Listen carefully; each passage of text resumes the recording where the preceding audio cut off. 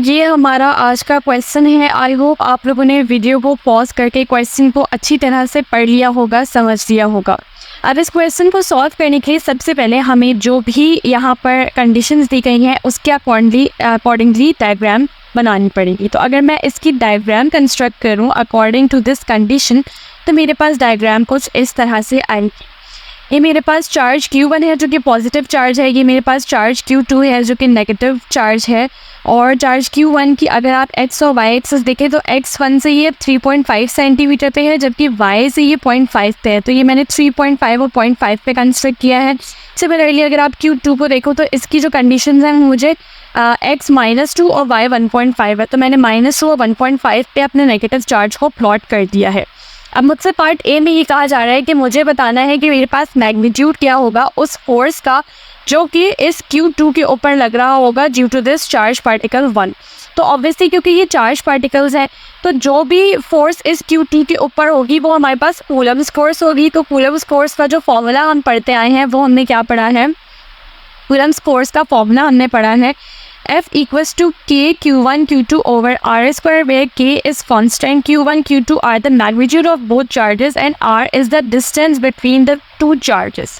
अब अगर हम डिस्टेंस की बात करें तो इन दो चार्जेस के दरमियान जो डिस्टेंस है वो ये पूरा डिस्टेंस है जो कि हमें नहीं पता है। तो हमें ये पूरा डिस्टेंस क्या करना पड़ेगा, हमें ये डिस्टेंस फाइंड आउट करना पड़ेगा। तो इस डिस्टेंस को फाइंड आउट करने के लिए हमें क्या करना पड़ेगा, हमें पॉइंट चार्ज फॉर्मूला लगाना पड़ेगा जो कि हमारे पास 2 पॉइंट चार्जेस का जो फॉर्मूला हमने अलजेब्रा में पढ़ा था ये था R equals to x2 minus x1 का whole square plus y2 minus y1 का होल स्क्वायर, यानी कि पूरा अंडर रूट में होता है। सिंपली मैंने यहाँ पे क्या किया, x2 x1 y2 y1 की वैल्यूज़ को मीटर के अंदर, क्योंकि हमें सेंटीमीटर में गिवन है तो हम मीटर में कन्वर्ट करके रखेंगे और हमने यहाँ से इसको कैलकुलेट किया तो मेरे पास ये डिस्टेंस आया 0.056। अब मेरे पास तमाम वैल्यूज़ नोन है तो मुझे क्या करना है, सिर्फ इस F1 की इक्वेशन में तमाम वैल्यूज़ को पुट करके आंसर निकाल लेना है। तो जब मैं ऐसा करूँगी तो मेरे पास ये देखें, ये K की मैंने वैल्यू पुट की, ये Q1 Q2 दोनों मुझे क्योंकि यूनिट माइक्रो कूलम में गिवन थे तो मैंने इसके यूनिट को माइक्रो से किस में, सिर्फ और सिर्फ कूलम में कन्वर्ट किया है पर मल्टीप्लाइंग इट विद एक्सपोनेंट -6। ठीक है, तो ये Q1 Q2 ओवर जो डिस्टेंस हमने निकाला उसका स्क्वायर, तो मेरे पास जो फोर्स आई वो आई 35 न्यूटन। यानी कि जो चार्ज पार्टिकल Q2 एक्सपीरियंस कर रहा होगा इस चार्ज पार्टिकल Q1 की वजह से वो कितनी फोर्स होगी, वो होगी मेरे पास 35 न्यूटन की फोर्स। अच्छा, यहाँ पे एक काम मैं करना भूल गई थी कि मैं इस डिस्टेंस की बात कर रही थी। ठीक है, ये जो डिस्टेंस है ये डिस्टेंस हमें बेसिकली फाइंड आउट करना था जिसको हमने R स्क्वायर बोला हुआ है। ये हमारा पार्ट ए था। अब पार्ट बी में हमें क्या करना है, हमें कह रहे हैं कि आप डायरेक्शन में बता दो इलेक्ट्रोस्टैटिक फोर्स की जो कि चार्ज पार्टिकल 2 की होगी due to this charge particle 1। तो अब क्योंकि आप अगर देखें तो चार्ज पार्टिकल Q1 पॉजिटिव है, Q2 मेरे पास नेगेटिव है, तो ये charge particle Q2 charge particle Q1 की तरफ अट्रैक्ट होगा, यानी ये इस तरफ आएगा, इसकी डायरेक्शन इस तरफ होगा। तो हम क्या कर सकते हैं कि हम एक simply write angle triangle form कर सकते हैं कुछ इस तरह से। ठीक है, यू इस तरह से करके हम एक राइट एंगल ट्राइंगल फॉर्म कर सकते हैं और हम कह सकते हैं कि हमें ये वाला एंगल चाहिए थीटा, जो कि हमें नहीं पता क्या है, हमें पार्ट बी में वो फाइंड आउट करना है।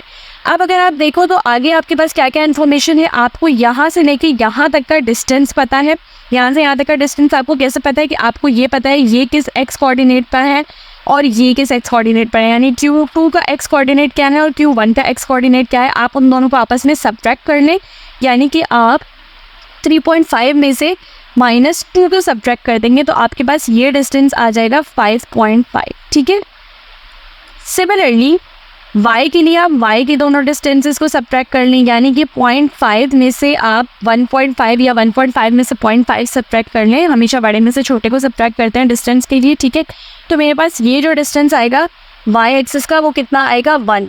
अब मुझे क्या निकालना है, मुझे ये वाला एंगल निकालना है और मेरे पास ऑपोजिट और एडजेसेंट साइड मौजूद है, तो मैं कौन सा एंगल यूज़ कर सकती हूँ, मैं टेंजेंट थीटा यूज़ करके इस एंगल को निकाल सकती हूँ। तो पार्ट बी हमारे पास कैसे होगा, हम लिख सकते हैं टेंजेंट थीटा जो है वो मेरे पास किसके इक्वल होगा, यहाँ पे टेंजेंट थीटा मेरे पास इक्वल होगा ऑपोजिट ओवर एडजेसेंट के। तो यहाँ पे मैं उनकी वैल्यूज़ पुट कर रही हूँ।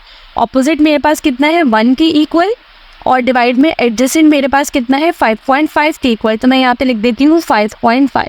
अब अगर मुझे यहाँ से थीटा निकालना है तो मैं टेंजेंट को वहाँ ले जाके इन्वर्स करूँगी। तो जब आप ऐसा करोगे तो जो आपके पास थीटा आएगा वो इक्वल आएगा 10 डिग्रीज़ के। वो क्या हमारे पास पार्ट बी भी जो है वो सिंपली सॉल्व हो चुका है। और अगर आप इसकी डायरेक्शन को फर्दर थोड़ा सा लिखना चाहें तो देखें, क्योंकि ये इस तरफ से इस तरफ जा रहा है, यानी कुछ इस तरह से जा रहा है, ठीक है। तो ये बिलो एक्स एक्सिस, तो आप लिख सकते हो 10 degree below positive x axis, ठीक है। तो ये आप यहाँ पे लिख लेना बिलो पॉजिटिव एक्स एक्सिस, ठीक है। तो ये हमारे पास पार्ट ए और पार्ट बी दोनों सॉल्व हो चुके हैं। अब हम इसके पार्ट सी की बात करेंगे। अब यहाँ पर पार्ट सी करने के लिए अगर आप देखें तो मैंने अपनी ये जो डायग्राम बनाई थी उसके अंदर मैंने एक और पॉजिटिव चार्ज पार्टिकल यहाँ पर ऐड किया है। इसको ऐड करने का यहाँ पर रीज़न क्या है कि हमसे कहा जा रहा है कि आपको एक पॉजिटिव चार्ज पार्टिकल प्लेस करना है। प्लेसमेंट हमें नहीं बताई है कहाँ पे करना है, ठीक है।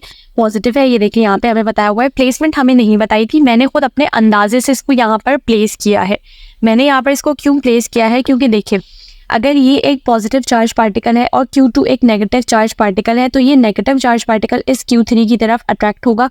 तो इसलिए ये इस तरफ इनके एक फोर्स होगी जो कि फोर्स ऑफ अट्रैक्शन होगी, जो कि 2-3 की तरफ अट्रैक्ट होके जा रहा है, जिसको मैं कहने जा रही हूँ F23, यानी ठीक है ये 2-3 वाली फोर्स है।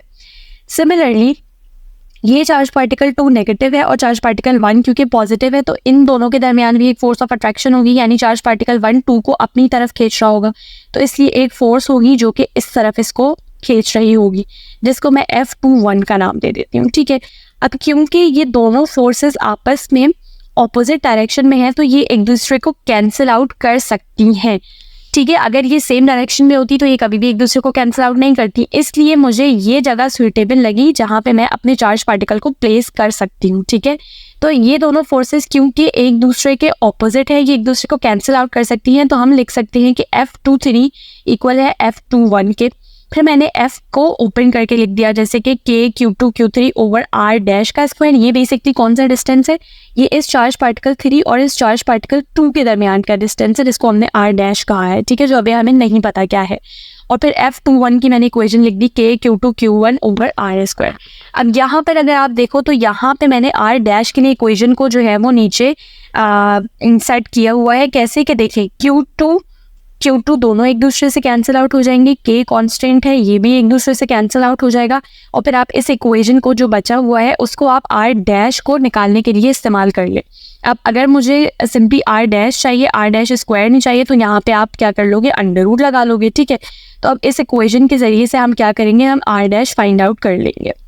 अब R डैश फाइंड आउट करने के लिए मुझे सारी वैल्यूज़ नोन है, तो मैं क्या करती हूँ कि मैं सारी वैल्यूज़ जो भी नोन है उनको पुट कर लेती हूँ। तो R जो हमने निकाला था वो मेरे पास कितना आया था, 0.056 आया था। तो क्विकली मैं यहाँ पे वैल्यूज़ पुट कर लेती हूँ। 0.056 का स्क्वायर, Q3 मेरे पास क्या है, चार्ज पार्टिकल, वो भी मुझे गिवन है, जो कि मुझे गिवन है 4, ठीक है। अच्छा, यहाँ पे अगर मैं 4 और इस माइक्रोकूलम को चेंज ना भी करूँ तो कोई मसला नहीं होगा मेरे आंसर में। क्यों, क्योंकि डिनोमिनेटर में माइक्रोकूलम है तो उसने वैसे भी एक दूसरे से कैंसिल आउट हो ही जाना है, ठीक है। तो मैं Q1 का मैग्नीट्यूड लिखने जा रही हूँ जो कि मुझे कितना गिवन है, 3। तो इस इक्वेशन को जब आप सॉल्व करोगे अपने कैलकुलेटर में तो आपके पास जो आंसर आएगा इसका वो आएगा 0.0647। तो मैं लिख लेती हूँ 0.0647, ठीक है। और ये मेरे पास किस में आया है, मीटर में आया है।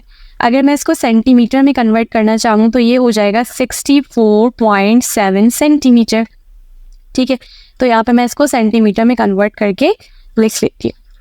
अब ये बेसिकली मेरे पास डिस्टेंस आए हैं, जबकि हमसे क्वेश्चन में क्या कहा जा रहा है कि मुझे x और y कोऑर्डिनेट्स बताने हैं इस चार्ज पार्टिकल 3 के। उसके लिए हमें क्या करना पड़ेगा, देखिए हमें इससे लेके इस तक एक राइट एंगल ट्राइंगल फॉर्म करना पड़ेगा। तो ये मेरे पास बनने जा रहा है एक राइट एंगल ट्राइंगल, ठीक है। अब ये एंगल अगर यहाँ पे थीटा हमने निकाला था 10 पार्ट बी में 10 था, तो ये एंगल यहाँ पे जो होगा वो भी कितना होगा, 10 डिग्री होगा। छोटा सा 10 डिग्री में लिख लेती हूँ। अब इसके एडजेसेंट वाला जो साइड होगा वो क्या कहलाएगा मेरे पास, वो मेरे पास कहलाएगा R cos 10, ठीक है।